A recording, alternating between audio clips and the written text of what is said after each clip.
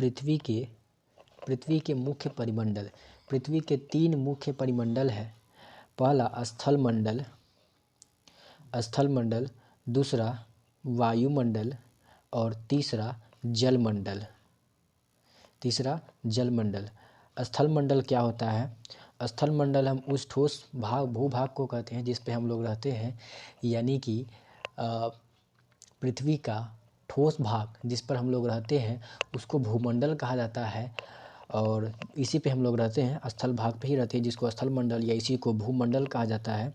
वायुमंडल तो पृथ्वी के चारों ओर गैसों से घिरी हुई है, गैसों की परतें हैं, और इसी को वायुमंडल कहा जाता है। यानी कि चारों ओर से जो पृथ्वी को गैसें घेरी हुई है उसको वायुमंडल कहा जाता है। इनमें बहुत से गैसें आती है, जैसे ऑक्सीजन, कार्बन डाइऑक्साइड और नाइट्रोजन तथा अन्य गैसें जो होती हैं वो इसी वायुमंडल में आती हैं। अगला जलमंडल पृथ्वी चारों ओर से जल से घिरा हुआ है, और पृथ्वी का जो ज़्यादातर भाग है वो जल से घिरा हुआ है, इसे जलमंडल कहा जाता है। जलमंडल में जल की सभी अवस्थाएं जैसे बर्फ़, जल और जलवाष्प शामिल होते हैं। और जो जैवमंडल होता है वो जलमंडल, स्थलमंडल और वायुमंडल तीनों का सम्मिलित क्षेत्र होता है जहाँ पे जीवन पाया जाता है। सबसे पहले हम बात करेंगे स्थल मंडल के बारे में। स्थल मंडल किसको कहा जाता है? स्थल मंडल पृथ्वी का ठोस भाग होता है जिस पे हम लोग रहते हैं, इसे स्थल मंडल कहा जाता है। यह जो होता है वो भूपर्वतीय के चट्टानों और मिट्टी की पतली परतों का बना होता है। यानी कि यह जो होता है वो भूपर्वतीय के चट्टानों और मिट्टी की जो पतली परतें होती है उसी से बना हुआ होता है, जिसमें अनेक पोषक तत्व पाए जाते हैं और जिसी पे हम लोग निवास करते हैं, जिसे स्थल मंडल कहा जाता है। पृथ्वी के स्थल मंडल को, यानी कि पृथ्वी की सतह को दो मुख्य भागों में बांटा जा सकता है। जिसमें पहला जो आता है वो आता है महाद्वीप, और जिसे स्थल भाग कहा जाता है। यानी कि पृथ्वी का जो स्थल भूभाग होता है उसको महाद्वीप कहा जाता है, और जो जलाशय से भरा हुआ जो दूसरा जो भाग होता है उसको महासागरीय या बेसिन बोला जाता है, महासागर। तो पृथ्वी का जो सतह है उसको दो मुख्य भागों में बांटा जाता है। पहला स्थल भाग जिसको महाद्वीप कहा जाता है, और दूसरा जल से घिरा हुआ भाग जिसको महासागरीय बेसिन के नाम से जाना जाता है। विश्व के सभी महासागर आपस में एक दूसरे से जुड़े हुए हैं, और विश्व के मानचित्र को अगर आप देखिएगा तो आप आसानी से इस चीज़ की अंदाज़ा लगा सकते हैं।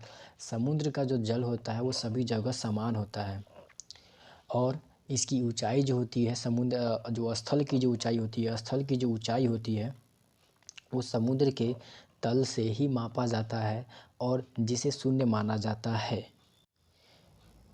विश्व का सबसे ऊंचा शिखर माउंट एवरेस्ट है।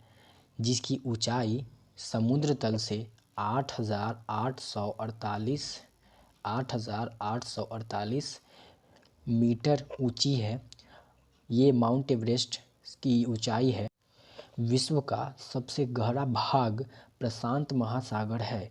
विश्व का सबसे बड़ा जो गहरा भाग है वो प्रशांत महासागर का मोरियाना गर्त है। मोरियाना गर्त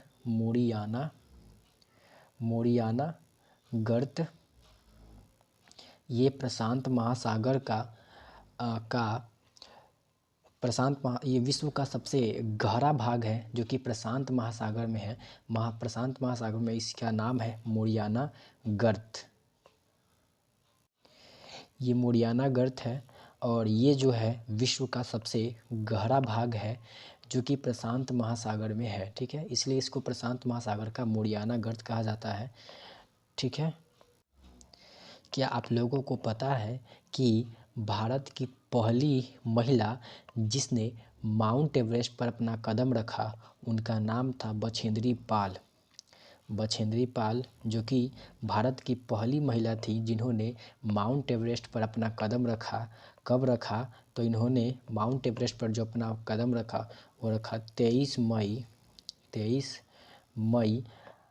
1984 23 मई 1984 को बछेंद्री पाल, जो कि भारत की थी, इन्होंने माउंट एवरेस्ट पर अपना कदम रखा और इन्होंने हमारे देश के नाम को अपने माउंट एवरेस्ट की सतह पे फहराया और इन्होंने हमारे देश के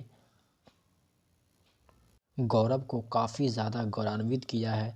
और बछेंद्री पाल के बारे में आप लोग जितना भी जानते हैं वो हमारे लिंक नीचे कमेंट बॉक्स में लिखे और उनके बारे में जितनी भी आपके पास विचार है, अच्छे विचार है, उसको आप कमेंट बॉक्स में लिख